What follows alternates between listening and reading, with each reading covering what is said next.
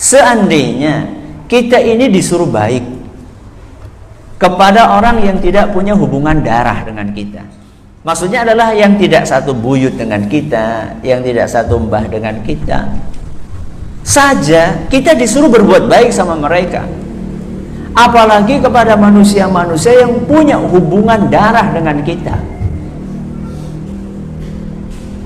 Dan tentunya yang paling dekat adalah orang tua kita, bapak dan ibu kita.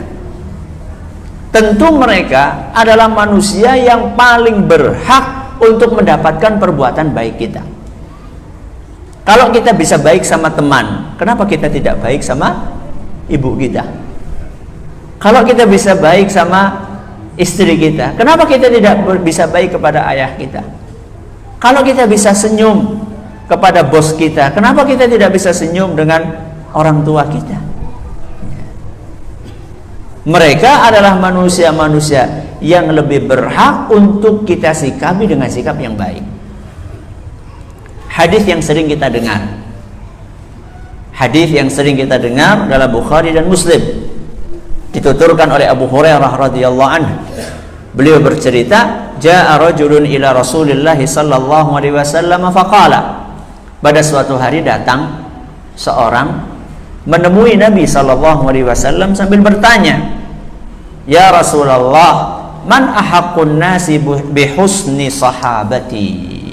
Wahai Rasul, dari sekian banyak manusia yang saya temui ini, siapa di antara mereka yang paling berhak untuk saya sikapi dengan baik? Dari sekian banyak manusia yang aku temui, wahai Rasul, siapa di antara mereka yang paling berhak untuk saya sikapi dengan baik? Perhatikan pertanyaannya. Man ahaqqun nas, siapa yang paling berhak? Jadi intinya itu siapa yang harus saya prioritaskan, yang harus saya nomor satukan itu siapa? Bukan kok sahabat ini nggak mau berbuat baik kepada orang yang satu itu, tidak. Hanya mau berbuat baik kepada orang yang satu itu saja, yang lainnya tidak, bukan. Kita tetap berbuat baik kepada selain yang nomor satu tadi. Akan tetapi porsinya yang paling besar itu saya berikan kepada siapa? Kalau saya punya senyum yang paling manis, siapa yang paling berhak untuk merasakan senyuman paling manis saya? Maka Nabi SAW pun mengatakan, ummuka. Kenapa ummuka? Ibu.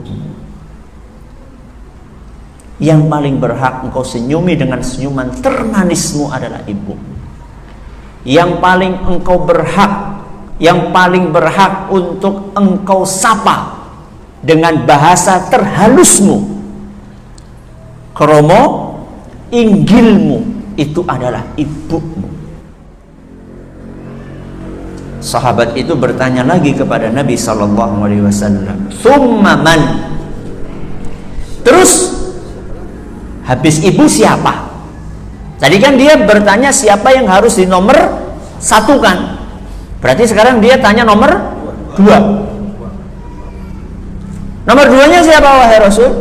Ternyata beliau mengatakan ummuka, ibu. Orang ini belum puas, dia tanya lagi, terus siapa lagi wahai Rasul? Nomor 3-nya siapa lagi? Ternyata masih tetap beliau mengatakan ummuka, ibu. Masih belum puas dia. Tanya lagi, terus nomor 4-nya siapa? Baru kemudian abuka, bapakmu, ayahmu. Maka hadis ini mengajarkan kepada kita, siapa sebenarnya yang paling pantas untuk kita sikapi dengan baik. Di dalam Sahih Muslim dilanjutkan, summa adnaka adnaka. Setelah ayahmu, setelah ibumu, ayahmu, selanjutnya adalah kerabat terdekatmu. Yang terdekat dengan kita ya, kalau kita sudah menikah ya siapa?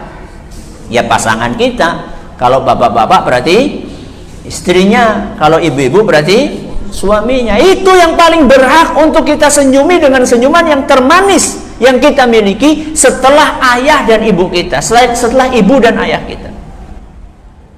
Nah, berarti yang paling berhak untuk kita baiki adalah ibu, ayah, kemudian kerabat yang terdekat. Setelah itu baru Pak D, Bude, Pak Lek, Bule, ponaan, ya, dan seterusnya.